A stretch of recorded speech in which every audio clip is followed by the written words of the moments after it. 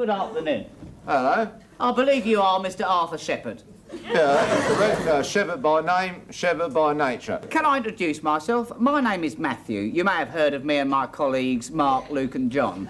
Oh, yeah, I know you lot, yeah. Yeah. Well, we are doing an in-depth profile of Jesus, or the Messiah, as you may know him. Yeah, I know him as Jesus. Oh, that's right. Jesus. Yeah. What paper do you work on? The Bethlehem Star. Oh, the Bethlehem Star. Yeah. The wife and I take that, actually. Oh, really? Don't think much of your racing correspondent. I had 3 shekels on that camel in the 3:15 at Galilee. It's still bloody running. I think one of his humps had been nobbled. Yeah, or something wrong. Perhaps it doesn't like soft sand. I don't know. But, you know, 3 shekels down the drain. You know, it's a lot for a working shepherd. Oh, sure. Well, I'm sorry to hear about that, Arthur. I believe you were in on the very first moments surrounding the birth of the Holy Child. Yeah, now, yeah. I wonder if you could possibly tell me what happened in your own words.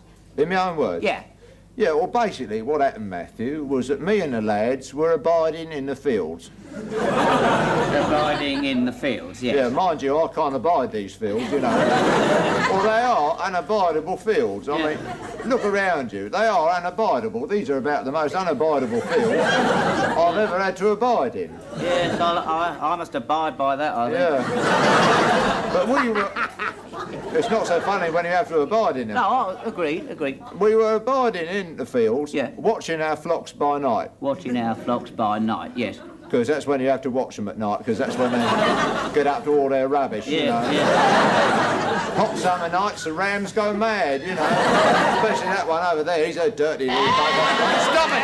Cut it out! Doing it in broad daylight in front of you. A holy man. Oh, dear. Stop that! Well, it's only human, isn't it?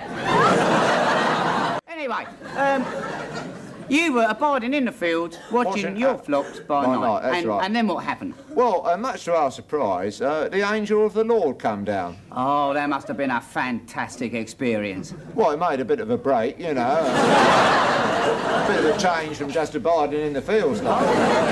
How did you know it was the angel of the Lord? Well, I'll tell you what the giveaway was, Matthew. It was the ethereal glow that he was emanating. Ah. He was emanating this ethereal glow. Yeah. And as soon as I saw him emanating this ethereal glow, I said, hello, that's Angel of the Lord there. Yeah. Halo? Halo, certainly. Halo and goodbye, we said afterwards. You know, he wasn't there for long. As soon as he gave his little message, he was off like a bat out of hell.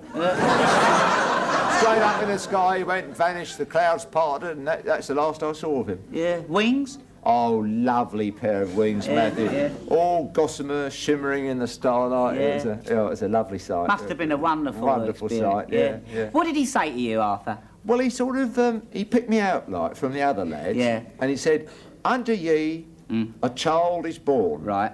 Unto ye a son is given. Yeah. What was your reaction? Total shock. You know, I wasn't even married at the time. I thought to myself, you know, blimey, what was I doing this time last year, you know? Could it be that little bird I met down the Shepherd's Delight? Yeah. You know, offered it down there for a pint of goat's foam, you know? Now, Arthur, think back and tell me, what was the atmosphere like in the stable on this tense, historic night?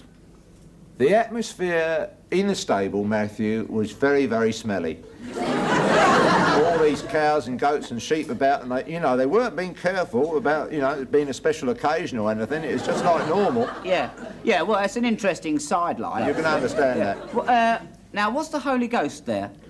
Hard to say. He's an elusive creature, the Holy Ghost, isn't he? He flits in and out of windows, you can scarcely see him. Yeah. Mind you, I think he ought to have been there, you know, in his capacity as kind of, you know, godfather. Yeah. But I couldn't say I saw him, because I didn't say. I couldn't see him. No. I suppose even if he wasn't there, he was probably there in spirit. No. Yeah, certainly. Anyway, I gather that later on in the evening, the 3 wise men came by. Is that so? 3 wise men arrived, yeah. 3 bloody idiots if ever I saw them. In they come, bearing gifts of gold, frankincense and myrrh. Oh, yeah? Well, gold, fair enough. You know, a little nugget of gold always comes in handy, doesn't it? Yeah, always doing a bit of gold. Oh, yeah. But what is a little kid going to do with frankincense and myrrh? I ask you. I mean, myrrh's the stuff what puffs put behind their ear, isn't it? But Jesus, give him all credit. Oh, he was so polite about it. Yeah. He sat up in the manger, adjusted his swaddling, and said, "Thank you, gentlemen, for the lovely prezzies. I hope you have a nice trip back." You know. Delightful little kid, he really was. What a laugh. What a little Delightful. laugh. Yeah, very precocious, of course. Well, speaking of half an hour old, it's pretty good going. Mind you, not long after that, he was confounding the elders, you know. Was he confounding the elders? Oh, yeah. Oh, they can't stand that, the elders being confounded, can they? It's the one thing they can't stand is being Being confounded, yeah. He was confounding them left, right and centre, you know, with his tremendous knowledge. He had this fantastic knowledge of algebra, trigonometry, philosophy, billiards, tap dancing. I always thought that carpentry was his main line of business. Well, no, Jesus, as a conventional carpenter, wasn't much cop.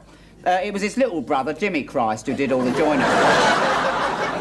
He had a brother, Yeah, little Jimmy Christ. Jimmy Christ. I never heard of Jimmy Christ. You never heard of Jimmy Christ? Never heard of Jesus, yes, but I never heard of Jimmy Christ. Oh, No. lovely boy, Jimmy Christ. Yeah, lovely. Very shy, you know, he shunned publicity. Yeah. In fact, he used to say to Jesus, he said, "You save the world, I'll take care of the built-in cupboards." Oh, it's a fair division of labour, I suppose, Oh, isn't it? yeah, he knew his place, you know. Yeah. Never heard of it. Jimmy the Joiner. Yeah, that's it. Never ever heard of him. I'll tell you one thing I always felt very sorry for Jesus about. Yeah? That was having his birthday on Christmas Day. You know, so I only got one lot of presents like it. Yeah. Shame that, really, wasn't it? Did he have any other problems of any kind, you know? Well, not that he ever discussed with us, you know. He was a very well-balanced sort of bloke, you know. I think, if anything, he had a bit of a father complex, you know. Yeah. a bit overawed by his dad. Yeah, well, you can understand this, can't you, Matthew? Because it was his old man what done the universe, wasn't it? Oh, yeah. Bit hard to follow that, isn't it? Top that, mate. Top that, yeah. Did Jesus ever explain why his father created all those horrible things? Those nasty things like flies and fleas and stinging spiders, snakes and alligators, bubonic plague. I never saw much use for them. It don't seem to do anybody any good. Yeah, but be fair, it was his first universe.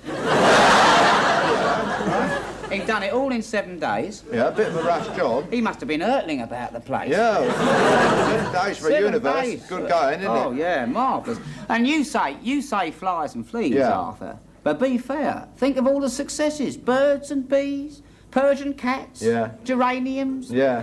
budgerigars, Yeah. lovely, cuddly things like that. Yeah, a lot eh? of nice things about when you come to think of it, yeah. Yeah, I Mustn't think be he on done- the gloomy side, must it? No.